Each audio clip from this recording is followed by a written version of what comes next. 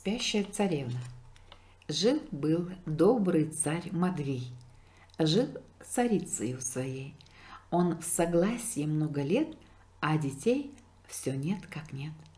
Раз царица на лугу на зеленом берегу, ручейка была одна, горько плакала она. Вдруг глядит, ползет к ней рак. Он сказал царице так: «Мне тебя, царица, жаль, но забудь свою печаль. Понесешь ты в эту ночь, у тебя родится дочь. Благодарствуй, добрый рак, не ждала тебя никак. Но уж как уполз в ручей, не слыхав ее речей, он, конечно, был пророк, что сказал, сбылося в срок. Дочь царица родила, дочь прекрасна так была, что ни сказка рассказать, ни пером не описать. Вот царем Матвеем пир знатный дан на целый мир. И на пир веселый тот царь 11 зовет чародеек молодых. Было ж всех 12 их, но 12-й одной хромоногий, старый злой, царь на праздник не позвал. А чего ж так оплошал наш разумный царь Матвей? Было-то обидно ей. Так, но есть причина тут. У царя 12 блюд, драгоценных, золотых, было в царских кладовых. Приготовили обед, а 12-го нет. Кем украдено оно, знать об этом не дано. Что ж тут делать, царь сказал, так и быть. И не послал он на пир старухи звать. Собрались и пировать, гости званые царем, пили, ели, а потом хлебосольного царя за прием благодаря стали дочь его дарить. Будешь в золоте ходить, будешь чудо красоты, будешь всем на радость ты, благонравна и тиха. Дам красавца жениха, я тебе, мое дитя, жизнь твоя пройдет шутя меж знакомых и родных. Словом, 10 молодых чародеек, одарив так дитя на перерыв, удалились. Свой черед и последняя идет. Но еще она сказать не успела слова, глядь, и незваная стоит над царевной и ворчит. На пиру я не была, но подарок принесла. На 16-м году повстречаешь ты беду. В этом возрасте своем руку ты веретеном отцарапаешь, мой свет, и умрешь во цвете лет. Проворчавший так, тотчас ведьма скрылась из глаз, но оставшаяся там речь домолвила. Не дам без пути ругаться ей над царевною моей, будет то не смерть, а сон. 300 лет продлится он, срок назначенный пройдет, и царевна оживет.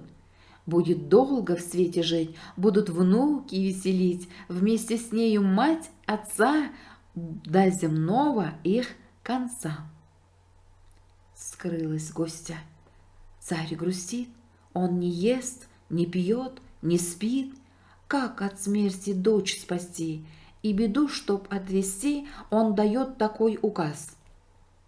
Запрещается от нас в нашем царстве сеять лен, прясть, сучить, чтоб веретен духу не было в домах, чтоб скорей как можно прях всех из царства выслать вон. Царь, издав такой закон, начал пить и есть и спать, начал жить да поживать, когда то ли без забот. Дни проходят, дочь растет, расцвела, как майский цвет. Вот уж ей 15 лет. Что-то будет с ней, раз царицею своей царь отправился гулять, но с собой царевну взять не случилось им. Она вдруг соскучилась одна в душной горнице сидеть и на свет в окно глядеть.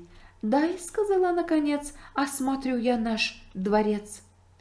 По дворцу она пошла, пышных комнат нет числа, всем любуется она. Вот, глядит, отворена дверь в покое там вьется лестница винтом, в круг столба, по ступеням всходит вверх и видит, там старушоночка сидит. Гребень под носом торчит, старушоночка придет и за пряжею поет.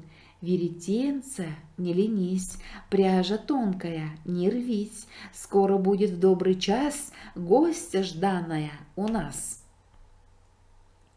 Гостья жданая вошла, пряха молча подала, в руки ей веретено, та взяла, и вмиг оно укололо руку ей, все исчезло из очей.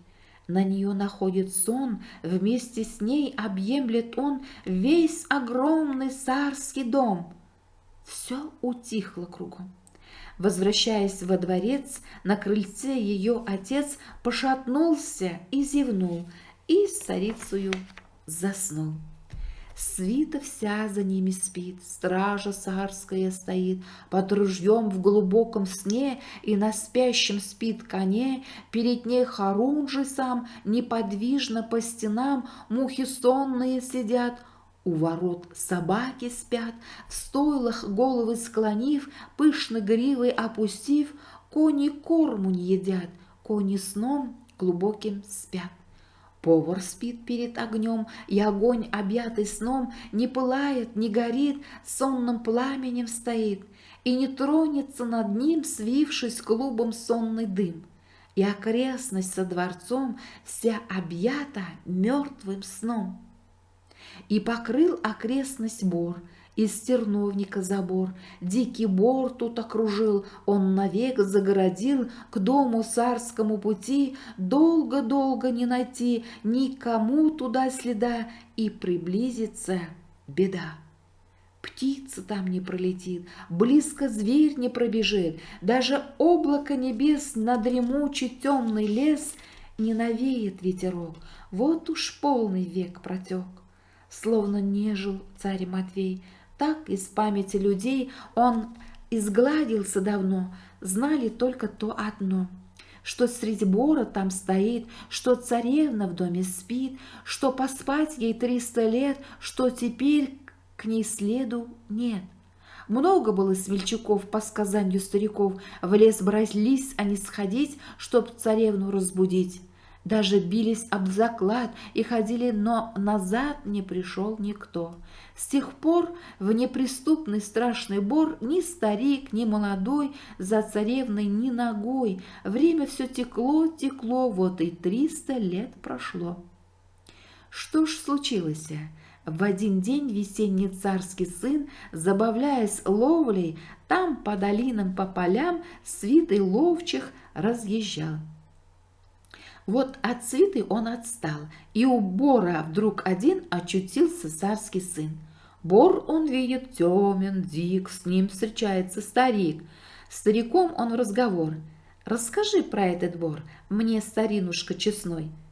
Покачавший головой, все старик тут рассказал, что от дедов он слыхал о чудесном боре том, как богатый царский дом в нем давным-давно стоит, как царевна в доме спит, как ее чудесный сон, как 3 века длится он, как во сне царевна ждет, что спаситель к ней придет. Как опасный в лес пути, как пыталась дойти до царевны молодежь, как со всяким то да что ж приключалось, попадал в лес, да там и погибал.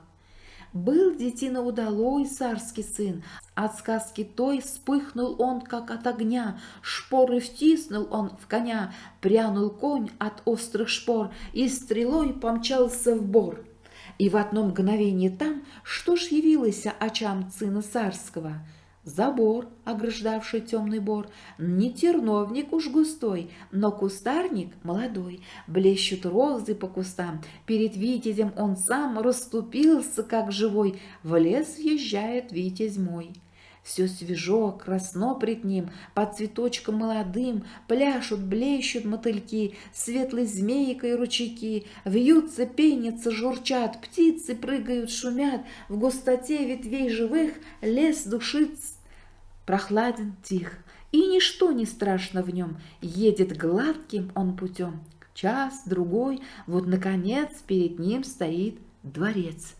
Здание чудо старины, ворота отворены, в ворота въезжает он, на дворе встречает он тьму людей, и каждый спит, тот, как вкопанный, сидит, тот, не двигаясь, идет, тот стоит, раскрывший рот, сном пресекся разговор, и в устах молчит с тех пор недоконченная речь.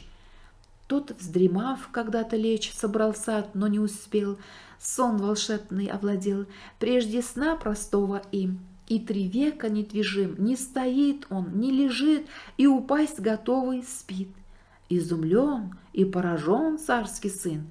Проходит он между сонными к дворцу, приближается к крыльцу, по широким ступеням хочет вверх идти, но там на ступенях царь лежит, и с царицей вместе спит. Путь наверх загорожен. «Как же быть?» – подумал он. «Где пробраться во дворец?» Но решился, наконец, и молитву сотворя, он шагнул через царя.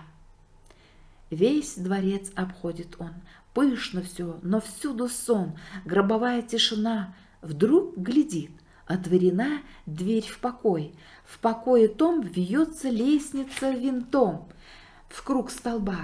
По ступеням он взошел, и что же там?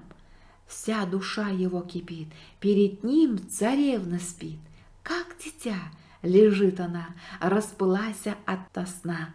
Молод цвет ее ланит, меж ресницами блестит пламя сонное очей. Ночи темные темней, заплетенные косой, кудри черной полосой обвелись кругом чела, грудь, как свежий снег, бела. На воздушный тонкий стань брошен легкий сарафан.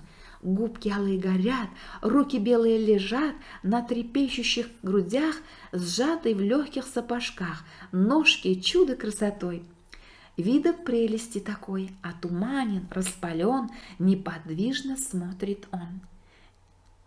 Неподвижно спит она, что ж разрушит силу сна? Вот, чтоб душу насладить, чтоб хоть мало утолить жадность пламенных очей, на колени ставший к ней, он приблизился лицом распалительным огнем, жар рдеющих ланит и дыханием уст облит. Он души не удержал и ее поцеловал. Вмиг проснулась она, и за ней вмиг от сна поднялось все кругом. Царь, царица, царский дом, снова говор, крик, возня. Все как было, словно дня не прошло с тех пор, как в сон весь тот край был погружен. Царь на лестницу идет, нагулявшийся ведет он царицу в их покой, сзади свита вся толпой, стражи ружьями стучат, мухи стаями летят, приворотный лает пес, на конюшне свой овес доедает добрый конь. Повар дует на огонь, и треща огонь горит, и струею дым бежит. Все бывалое, один небывалый царский сын. Он с царевной, наконец, сходит сверху, мать, отец принялись их обнимать. Что ж осталось досказать? Свадьба, пир, и я там был, и вино на свадьбе пил, по усам вино бежало, в рот же капли не попало.